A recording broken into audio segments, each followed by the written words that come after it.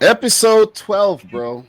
Episode 12. We're heading towards 100 already. At this rate, I'll be disappointed if there's not 1,200. I know, I know. But look, Numero bro. doce. Look. What a day. What a day. Yeah, just as dramatic as yesterday, I think honestly. today has been the most dramatic day of the World Cup so far, in my opinion. Today. Today. Well, we got two big giants that have fallen, and you got a couple of upsets as well. You got the live standings in these groups changing all over the place. So Yep. And there's one time, right, in Group E, everyone had an opportunity to go through. Costa Rica and Japan were going through for 3 minutes. You three know, minutes, yeah, bro. I bro. was Listen, that is when I lost it, man. I lost it. I was shaking, dude. I was like trying to tweet out. I couldn't hardly punch in the letters, Bro, I and tell then you. and they concede. I'm like, oh, okay. Listen, I lost it, man. I was upstairs doing some dishes and watching both games at the same time. And as soon as I was like finishing up to come downstairs, I was like, whoa, you know what I'm saying? Like, I have to go live. Like, this is crazy. Man, if that result held, and you had Spain and Germany, I might have had to done an emergency live stream. I might have done an emergency live. That would have went down as the biggest shocking group stage finish possibly in World Cup history. Exactly. No one would have pictured that, man. But look, we're going to get into the action right now. And let's start with Group F. And look, let's start with a Canada Morocco game.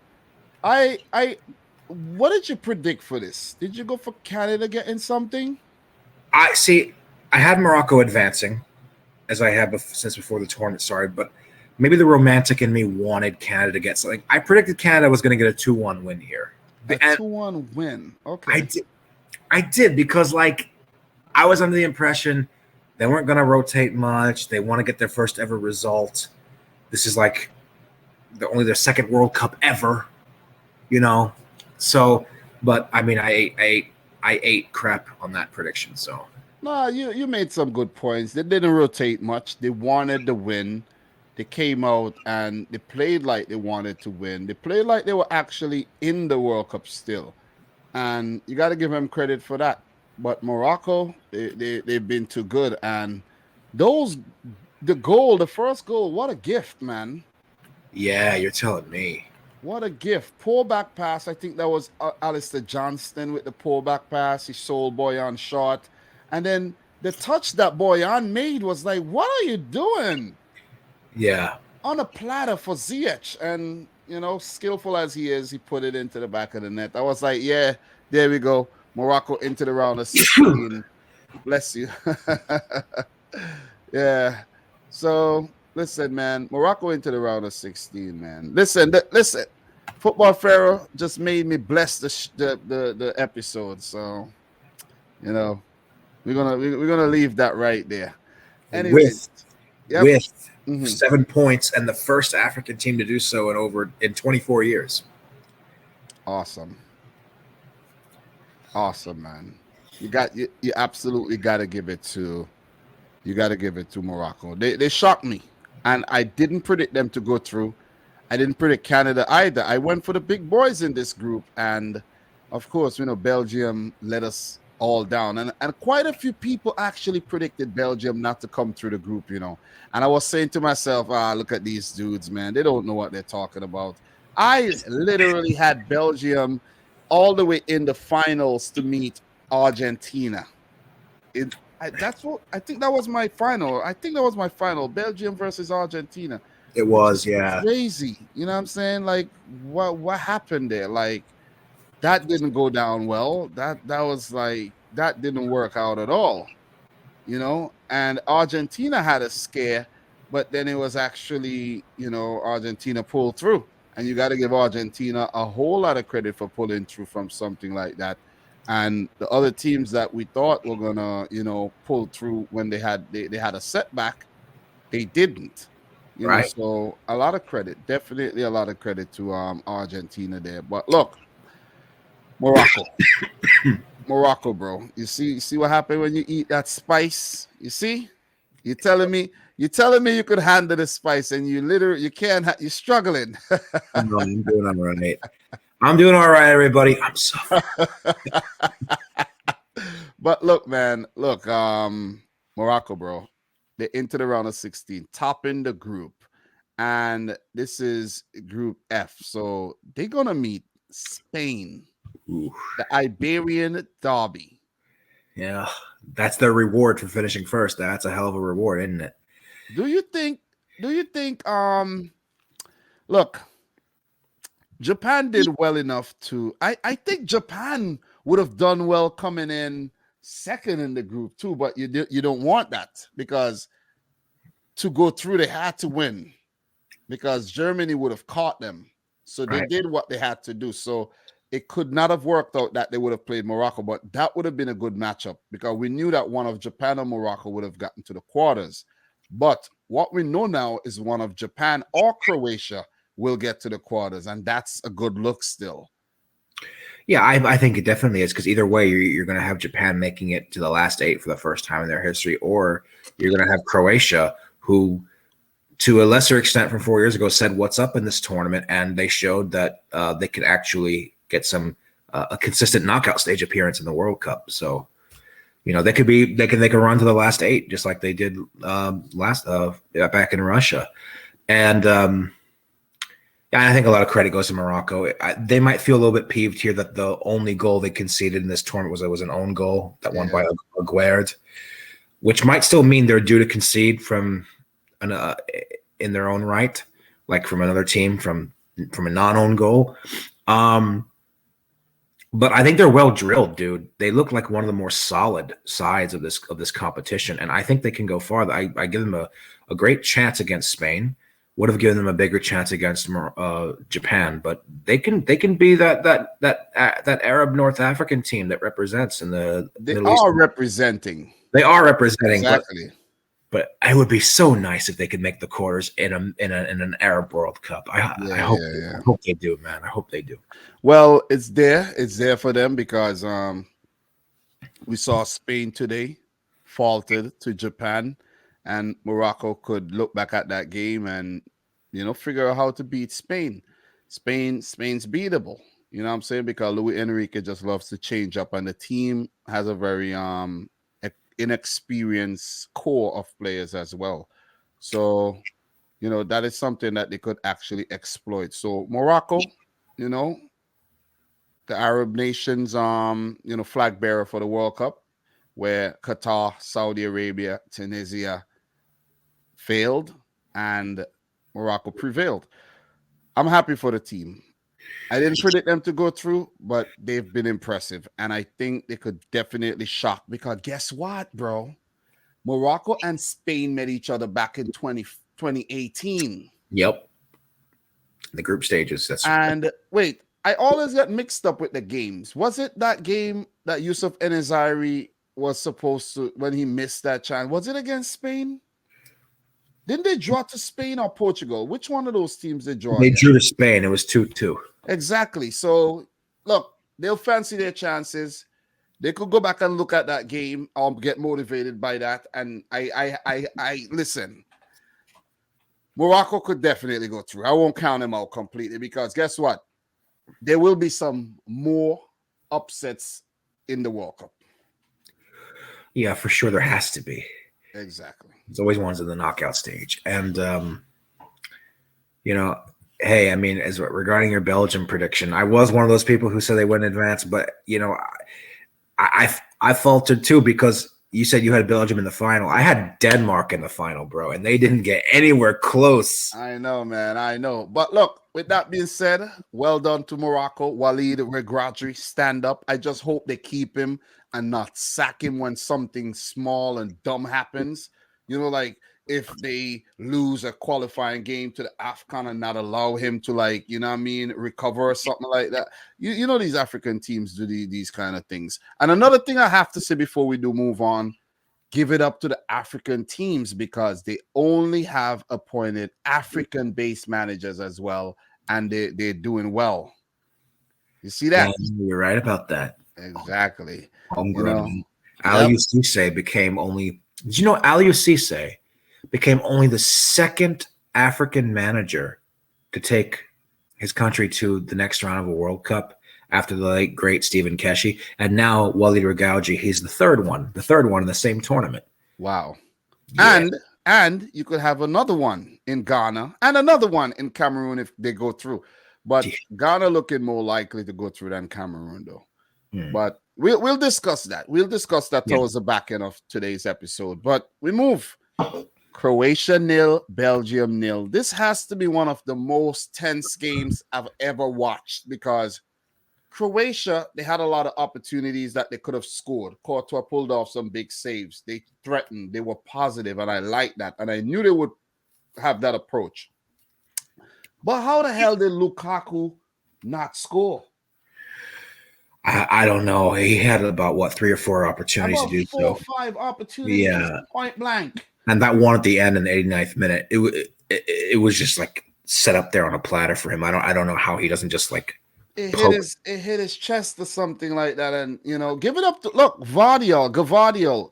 Yep. He's been he was massive for Croatia on the night as well, man.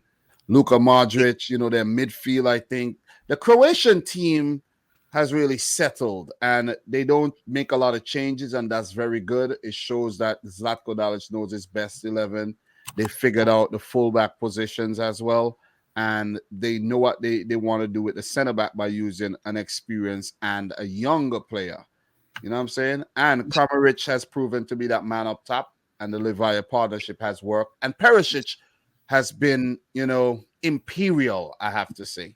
He's been pretty good, yeah. Exactly. And Livakovic in goal, he's not been making any mistakes either. So Belgium, I don't know how they didn't score, bro. Kevin De Bruyne did everything possible. Everything for this team to score. Mertens, he threw away chances. And Lukaku, man, I've never seen someone play so bad. He hit the post, but I've never seen a striker miss so many easy chances, bro. The ball literally sat up and said, score me. Yeah, like, hey, I'm right here. Just poke me in the back of the knee. Exactly. But yeah, I think Croatia got out of jail here because even though I think for most of this match, Croatia were the better side, the last 15, 20 minutes, they had enormous luck not conceding. They were lucky. Even though for the most part, I think they were the better team. I do think that for Croatia, you have to give them credit because it was a great display of technical ability, I think. And they had chances to put this game earlier than in the dying stages. But I do have some concerns for them now because now they have 2 games in this group where they had 0-0 draws, right? Yeah. And Dalic is, like you said, he does more or less know his starting 11, but they're coming up against a very dynamic Japanese team who's riding confidence, knocking out 2 top quality European sides. And I think that round of 16 tie is wide open, man. It is. It's wide open. Fun fact, both Japan and Croatia made their debut at the very same World Cup back in 1998, where their group, which had Argentina and Jamaica, had 3 debutantes. Wow. Ridiculous. Now that's spicy. Yeah, 3 debutantes. So, and Croatia did defeat Japan, I think, in that group phase. So, there's history there. Oh, okay. Croatia were extremely, extremely lucky, I have to say. When I tell you they were lucky, I mean they were lucky. They had 4-leaf clovers in everyone's pockets. Yeah. That's how lucky they were. And don't get me wrong, I like the approach that they took. They were positive. They went out there, didn't play for a draw. They played to win the game. And look, it almost backfired, but still, it worked out. I don't know how the ball didn't end up in the back of the net. Even that last scramble when Livakovic had to save it from going in. Yeah. And Gvardiol with a couple big blocks. Big blocks and, him just closing down the player, threw off the, it just threw off the attacker. And it just shows when you close down a player, what happens. It just shows. Sometimes the defenders give the attackers way too much space. You see what I mean? Yeah, Way too much space. and they came very close to being booted out of the World Cup for that reason.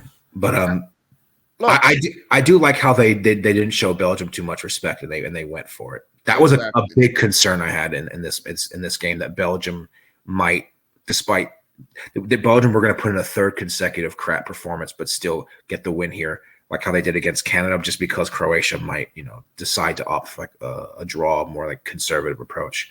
I mean, yeah, like you said, they almost paid for it, but it made it more exciting that they didn't do that. And another fun fact about the next round: Japan and Croatia also met at the 2006 World Cup. That one ended in a draw. Oh yeah, yeah. So look, Croatia, congrats, they're through. Idemo Hrvatska. Look, Belgium, Roberto Martinez is officially a bum. Belgium are done. Eden Hazard, he's done. Literally done. Yeah, listen, they should just cut his Real Madrid contract and let him go play in Anderlecht or one of them. He's literally done. He needs to find his form back. I don't know, man. I don't know how somebody could be so good and get so bad. Yeah. I don't know what it is. Look, the thing that Belgium made, the mistake that Belgium made is that they were afraid to take risk. And you took a squad with players like Wout Fires, who plays for Leicester City, the guy with the nice long hair. Why not play him? Why not play him and maybe Vertonghen, or play him and Alderweireld? Why are you playing both Alderweireld and Vertonghen, then Donker? You play Witsel. These guys are slow. Yeah, Witsel had an awful World Cup. I mentioned the responses in the last two videos. Like he's like an old man out there. Listen, Munier. What are these guys doing here? Okay, have him in the team, mentorship, come off the bench. You have youngsters, use them. Jeremy Doku. You saw what Doku did when he came off the bench? Yeah, you saw what he did with the Lukaku opportunity. I was like, Jesus.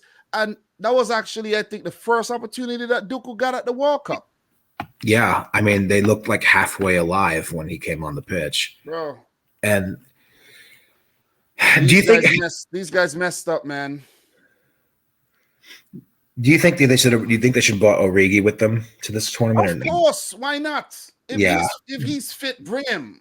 I'm glad you said because I was thinking the same thing too. Look, like, I don't understand that. You have Openda in the squad. You're not even trying the guy. You play Mertens. You're like, okay. If you don't have faith in Batshuayi after the first two matches, play Openda. Have Dries Mertens come off the bench too when Lukaku come off. Why you starting Dries Mertens? Dries Mertens isn't a striker. You know what I'm saying? He's a forward, but he's not a out-and-out striker. And he had an opportunity, De Bruyne put it on a plot, and he missed it. Belgium deserved to go out. They didn't play well against Canada. They lost to freaking Morocco, and they didn't, come to the party here against Croatia, go home. Yeah. It's very topsy-turvy because heading into this World Cup, I thought their main weak link was going to be that back line. I was like ready to crack jokes about Alderweireld and Vertonghen, but it was the midfield and the forwards who completely just didn't show up in this tournament, like for the most part. And the other thing too, all the rumors that there's rifts going on in the team, this player not talking to that player, you know what I mean? Like, it's just been a mess. It's just been a mess. No cohesion, no fluidity. And Belgium, I'm afraid to say, the golden generation have failed. Roberto Martinez have failed this team. They should have at least won a Nations League, something. Yeah. And, with that said, we have other games to talk about. We're going to move. Definitely going to move. And let's talk this very helter-skelter group E. Wow. Yeah, I'm actually leave both of the matches on the screen because that's the way we have to analyze this. Because both Spain and Germany scored early, which meant that at the time, both of them were going through. I think, yeah, Yeah. Japan won 3 points. Germany would have gone up to 4, and it was looking all nice and rosy for the European teams there. And Spain, I think Spain underestimated Japan. They made 5 changes. Japan had to revert back to their stronger team that they rotated against Costa Rica. They made 5 changes too and got back up to their levels. But what I think happened in this Japan game, right, is that Japan knew they would have been back against the walls against Spain somehow, right? And I have something very juicy to share with you. Very, What's very juicy to share, right? Listen up. Alvaro Morata, 11th minute. Aspilicueta, good ball, good goal. Wow. I'm like, okay, Spain on fire. They're going to top the group. Okay, wow. Japan, they negotiated the rest of the first half and, didn't really threaten that much, but they upped their game. They upped their ante. And as soon as the second half came, all right, Rich Sudoan, come on. Come, let's go. So what happened is that they allow Spain to do their thing. Don't chase them around too much. Let them pass the ball because Spain were actually trying to poison Japan with 1,000 passes, which they actually pulled off. And I don't think a team have actually made 1,000 passes and still went on to lose the game. Not only that, that's a great stat. And the percentage of possession. Yep. Japan had about 19%, 17% possession. Ridiculous. So basically, Ritsudoan came on and they score. And then Eo Tanaka with that very controversial goal, like how they that ball stayed in. Something of that ball stayed in. Something stayed in. It was close. It was very close. Something stayed in. If it was millimeters, something is the whole ball didn't go over that line. And that's why it was deemed a goal. And I was like, wow, I lost it. Literally lost it. Japan were looking at going home, taking the JAL. That's the name of the plane, JAL, Japan Airlines. And we're already probably booking the airline tickets. Hey man, we're losing right now. Start booking the tickets right now, man. And look at that. Within 3 minutes, they won the game. Amazing.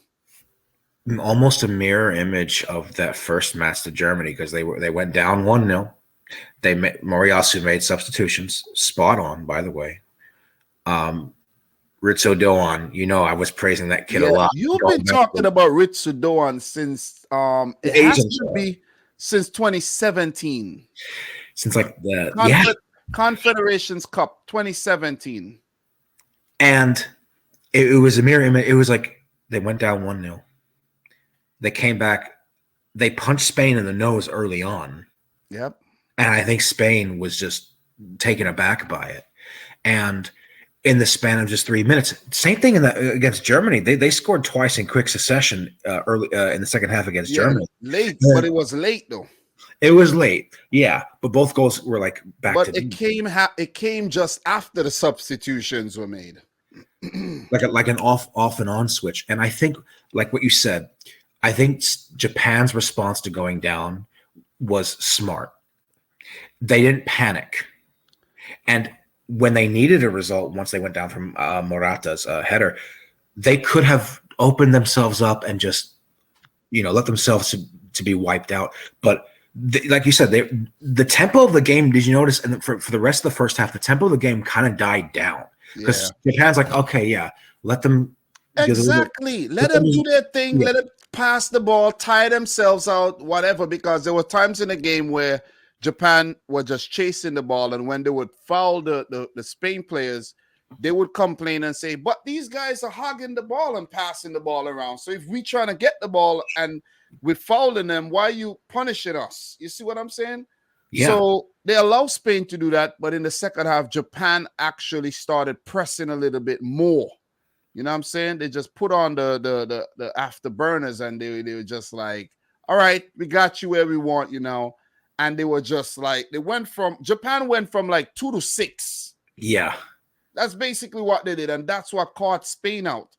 And In they Spain, we're didn't. not expecting that. Spain did not expect that. And I knew it in my soul when Tanaka scored that second one. I said they're going to win this 2-1. Yeah, Because yeah. Spain, but good, no, because here's the reason. After that second goal, Spain looked like the wind got knocked out of their freaking sails.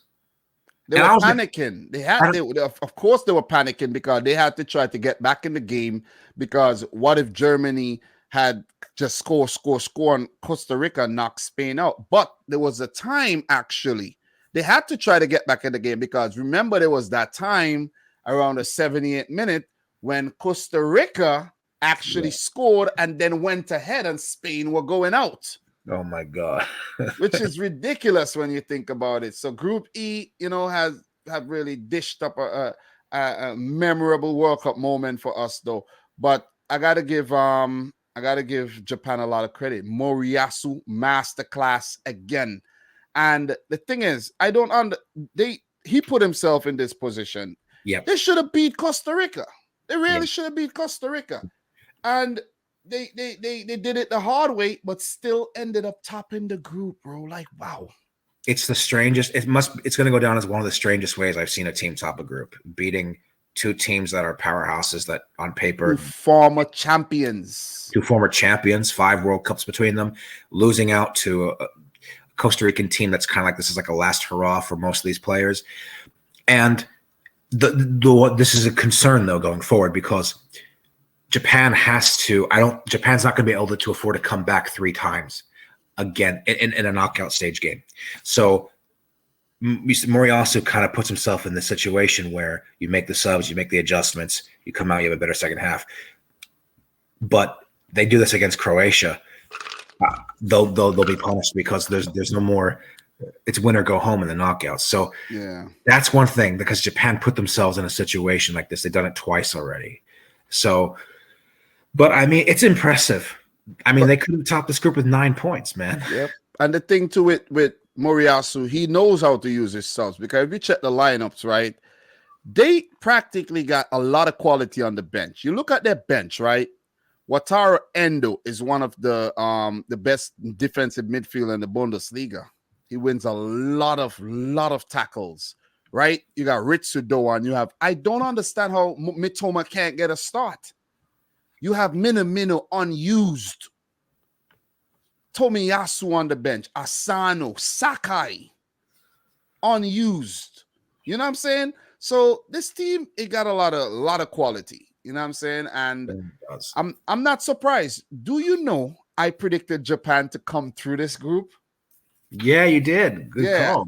And I thought I predicted Spain to not make it, but it's now Germany not making it. So I was onto something with one of these bigger guns getting knocked out, though.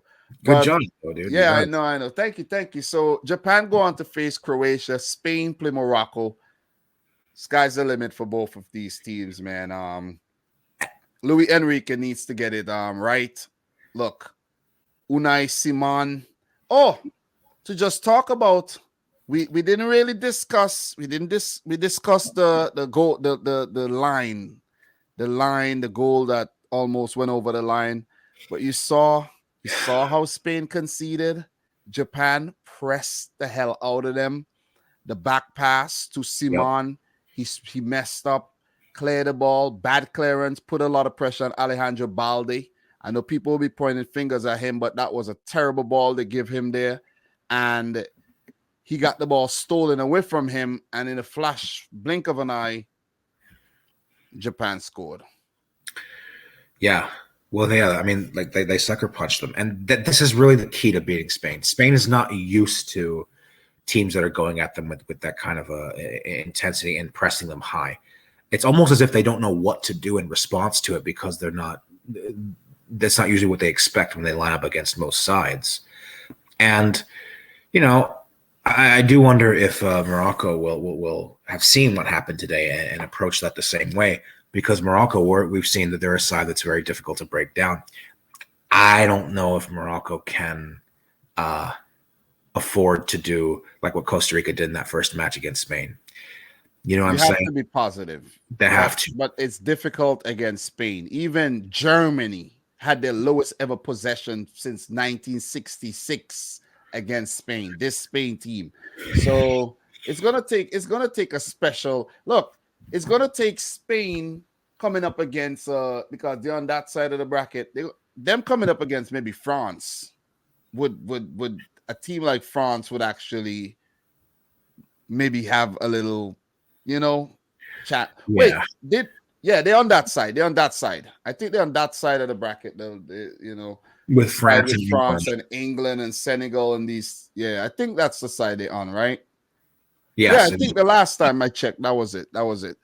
which So which is like, it's kind of weird because for Spain coming in second is not too bad because they avoid Argentina, Brazil, the Netherlands on the other side of the bracket. Maybe they got the better deal here. I don't know. yeah, so Spain, Morocco, they could meet France in a semifinal. So they're waiting the teams over here, and of course it could be, let's say Brazil, let's say Switzerland, Portugal, let's say Ghana, and that's how the table would the thing would look. So that's what a round of 16 could potentially look like. And we will talk more round of 16 in an upcoming episode. But let's just land the plane with this one, man. This was a weird game as well. Yeah. Costa Rica 2, Germany 4. You had Serge Gnabry in the 10th. Yeltsin Tejeda scored his first goal for Costa Rica. And it was given as a Manuel Neuer own goal here in the 70th. Wow, they changed that. Wow. And so Costa Rica were leading. That was insane, bro. Give it up to Kendall Waston for the header. Yeah. For the Tejeda goal. Like, what is he doing up there? Yeah, that he does that. He's known for that. And the dude's giant. And Costa Rica, for anyone familiar with CONCACAF football, these guys are like set piece merchants, man. Like, give it up to Kesha Fuller. Remember when Germany made that mistake and he almost scored when Neuer had to pull off that massive save in the 43rd minute? Yeah, Costa Rica, they really saved face in this World Cup after that 7-0 blowout. They did, and you got to give them a lot of respect because after Serge Gnabry took the lead, I almost lost total interest in this match. I was like, okay, Germany's going to be this, but then I still had it on my phone. I had the Japan game on the TV. I had this one game on my phone. I took your advice. Oh, you took my good. And I'm looking down. I'm like, wow, Germany's really struggling to find the back of the net again. They can't keep this 1-0. And I'm watching like Costa Rica's growing into the game, and now they're going for it because they don't have any other choice. Yeah. And they get that goal from Tejeda on the counter. I'm like, woohoo! Now we're cooking. Yeah. I went crazy when they scored, when they equalized. I was like, okay, but then when they went ahead, I was like, no.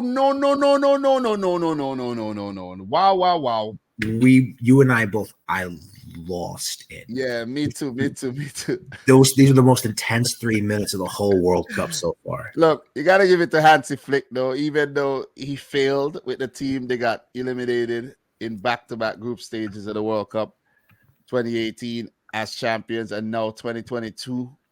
It's sad. It's sad that this is happening to Germany now. Never happened before.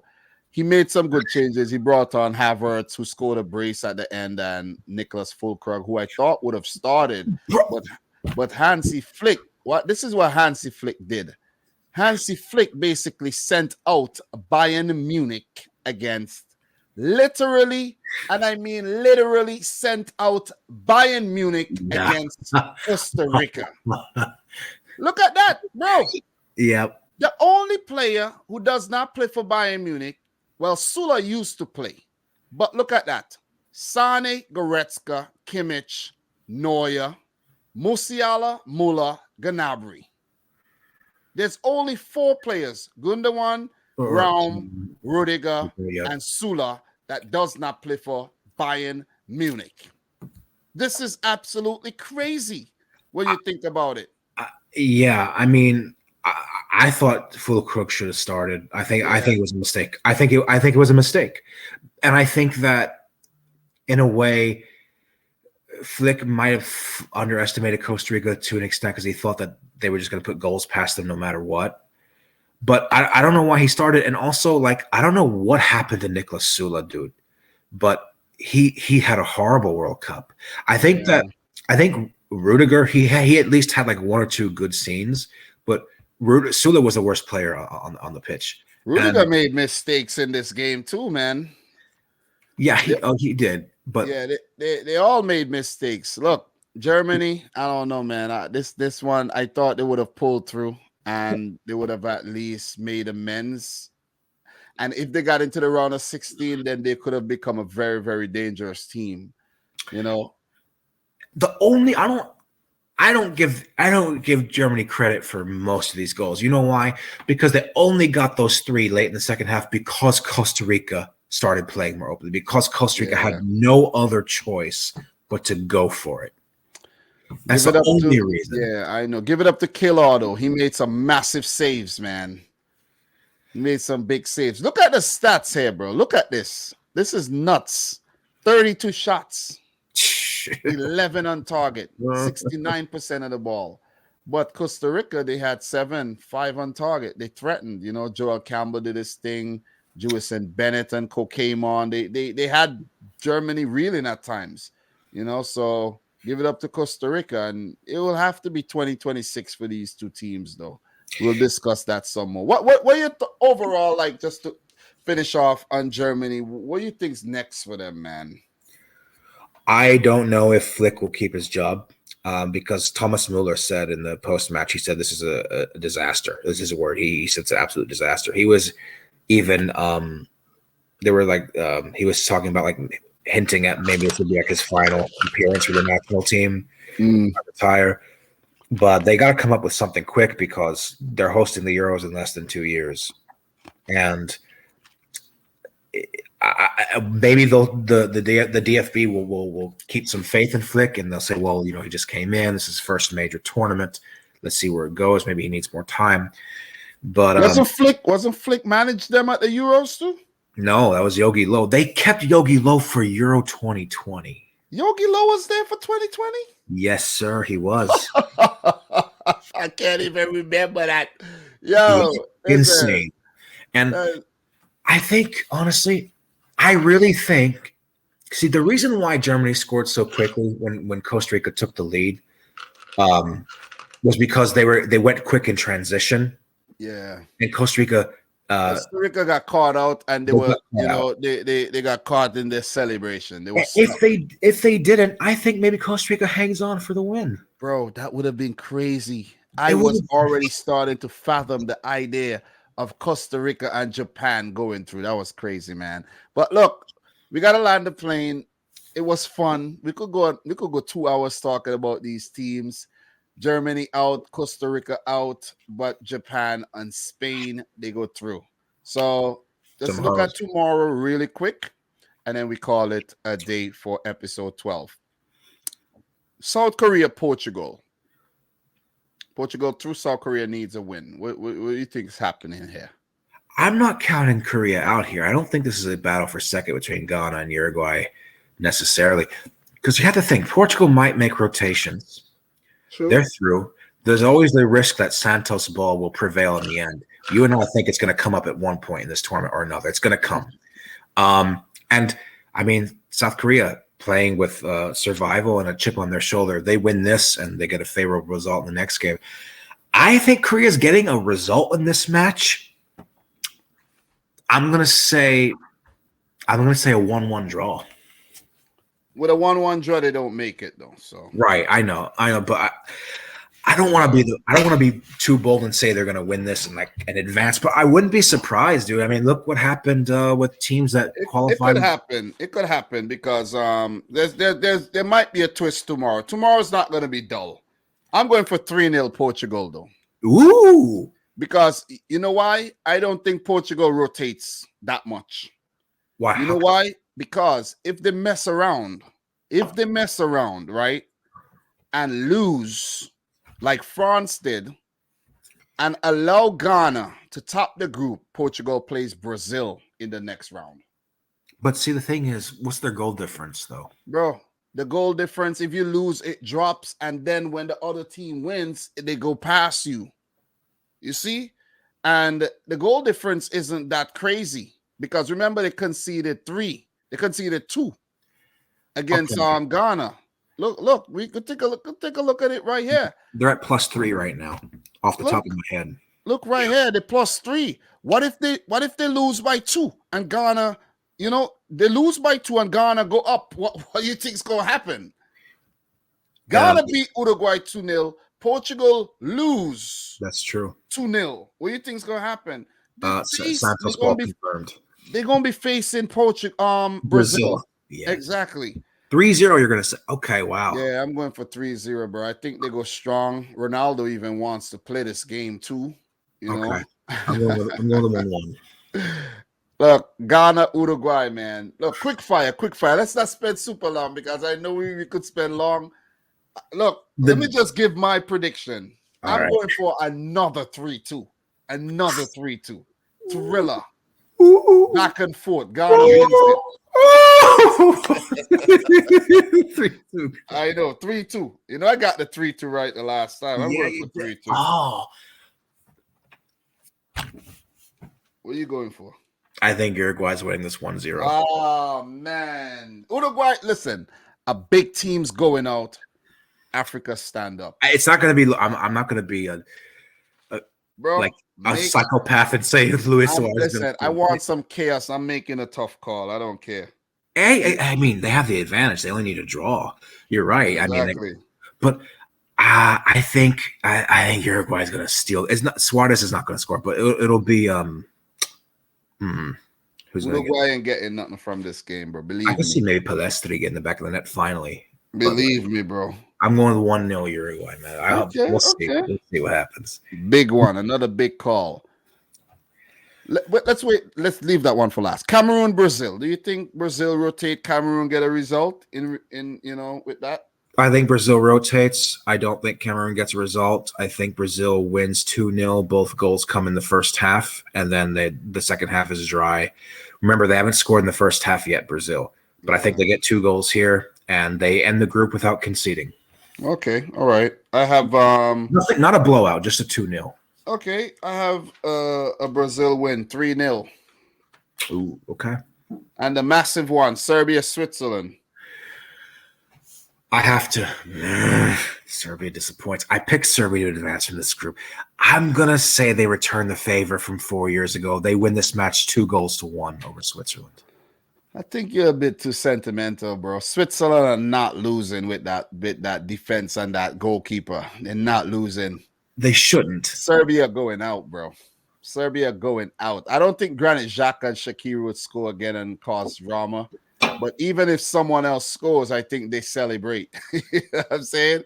They put up a couple of eagles or something, man. So, that pissed Serbia off the last time.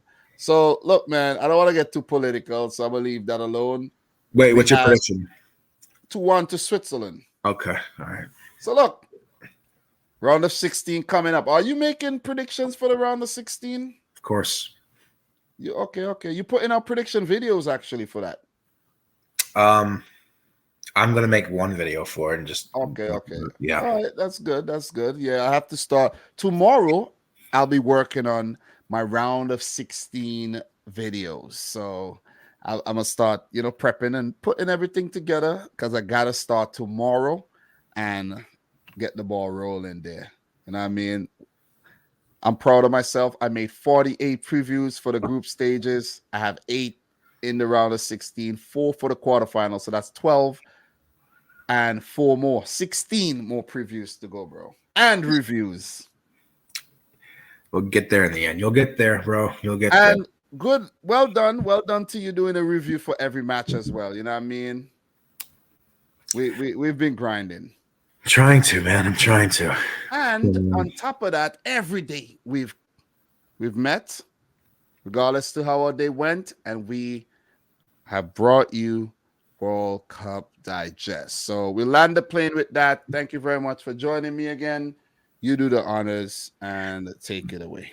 Thanks for having me. This was episode 12. Looking forward to coming back for episode 13 tomorrow. You can find me on Twitter's Football Pharaoh at Soccer Pharaoh. That's Football Pharaoh at Soccer Pharaoh at Soccer_Pharaoh. Subscribe to my channel as well. Hopefully we'll see you guys soon. God willing. Peace out. Peace.